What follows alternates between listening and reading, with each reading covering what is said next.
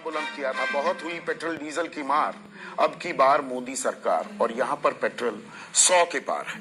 मेरे साथ बीजेपी की तरफ से और देश के पेट्रोलियम सेक्रेटरी, पेट्रोलियम सचिव रह चुके हैं राघव शरण पांडे, कांग्रेस के राष्ट्रीय प्रवक्ता गौरव वल्लभ, अजय बंसल है मेरे साथ, अध्यक्ष हैं, प्रेसिडेंट हैं all India petrol dealers association के,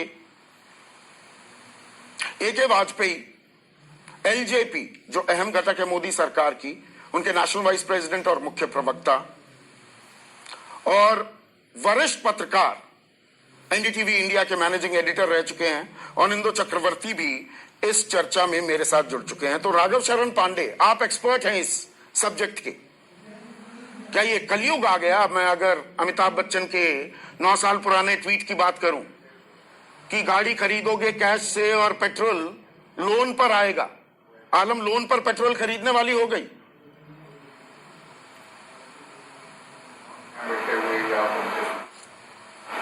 आप सही कह रहे हैं, स्थिति बहुत ही गंभीर है। ये स्थिति तो कभी आई ही नहीं थी। इससे ज्यादा क्रूड के दाम हुए हैं। 2008 में आपने 11-12 की बात कही। 2008 में उस समय मैं पेट्रोलियम सेक्रेटरी हुआ करता था। क्रूड की कीमत $147 प्रति बैरल हो गई थी। बिल्कुल सही कह रहे हैं। इत्तेफाक से कुछ दिनों के बाद कम हो गई, लेकिन उस समय सरकार ने क्या किया? 35 रुपए डीजल बिक रहा था, 3 रुपए प्रति लीटर डीजल में बढ़ोतरी की गई। एड वैलोरम रेट को पर लीटर रेट में कन्वर्ट किया गया।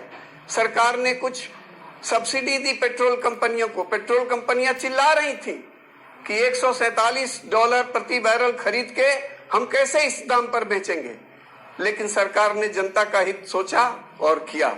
आज स्थिति वही है। हम जो 90 रुपए और 100 रुपए की बात देख रहे हैं, उसमें क्रूड का एक अहम हिस्सा जरूर है, लेकिन उसमें टैक्सेस का हिस्सा है, एक्साइज टैक्सेस का।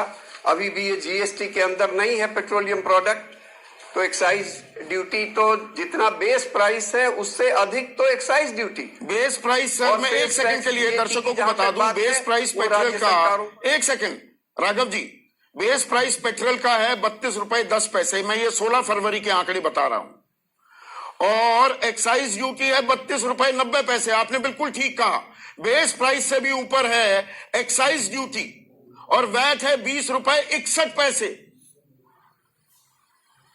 तो ये घटाई क्यों नहीं जा रही? सरकार को आप क्यों नहीं बताते? वो दिल्ली में वैट है, सरकार को सब मालूम है। सरकार को तुरंत ध्यान देना चाहिए, और मेरा अनुमान है कि सरकार, अब स्थिति आ गई है, जरूर ध्यान देगी। सरकार को रेवेन्यू की चिंता जरूर है, रेवेन्यू इससे प्रभावित होते हैं। सरकार के लिए भी कठिन समय है, लेकिन जनता को प्रोटेक्ट करना बहुत बड़ी जिम्मेवारी है जो सरकार को निभाना चाहिए। अभी देखिए पेट्रोल के दाम इतने बढ़ गए, पेट्रोल का इस्तेमाल कौन करता है? स्टडीज बताते हैं कि 99% of petrol is used in transport sector, और उसमें 70% टू व्हीलर में जाता है। ये टू व्हीलर चलाने वाले कौन लोग हैं? विद्यार्थी हैं, यंग लोग हैं, ऑफिस गोअर्स हैं। तो ये कहां से इतना बोझ सहन कर पाएंगे? तो आप तो बीजेपी में हैं राघव शरण पांडे, सरकार आपसे सलाह नहीं ले रही। आप पेट्रोलियम सेक्रेटरी रह चुके हैं। जब $147 पर बैरल कच्चा तेल था, आपसे सलाह नहीं लेती क्या सरकार? आप तो बीजेपी में हैं।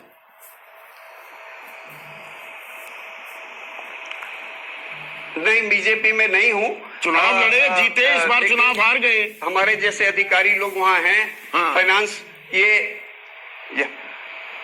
जी, मैं पार्टी में नहीं हूँ। हाँ। लेकिन पार्टी में रहना न रहना वो एक बात है। चुनाव लड़े ना, चुनाव जीते भी। के सामने जो संकट है, हाँ। सरकार के सामने जो परिस्थितियां हैं, दोनों में एक तालमेल तो होना ही चाहिए।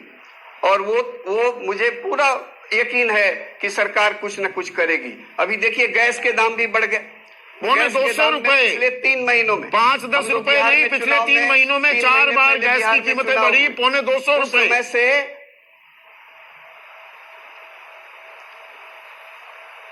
आप सही कह रहे हैं, करीब 20% की बढ़ोतरी हुई है। हर महीने दाम बढ़ रहे हैं।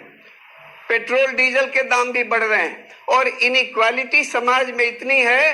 पिछले 3 महीने में यदि बीएसई का सेंसेक्स देखें तो 30% से ज्यादा की बढ़ोतरी हुई है। कौन पैसा लगाता है शेयर मार्केट में? ये अमीरों और गरीबों के बीच में खाई पड़ती जा रही है। प्री पैंडेमिक लेवल पे जो क्रूड की कीमत थी वो करीब करीब 64 थी, $64 पर बैरल। आज वही स्थिति करीब आ गई है। उस समय से मैंने अभी चेक पेट्रोल किया। डीजल अभी महंगा है। इस सब के पीछे टैक्सेशन स्ट्रक्चर है जी, एक्साइज ड्यूटी और एक ही बात पे ही मुझे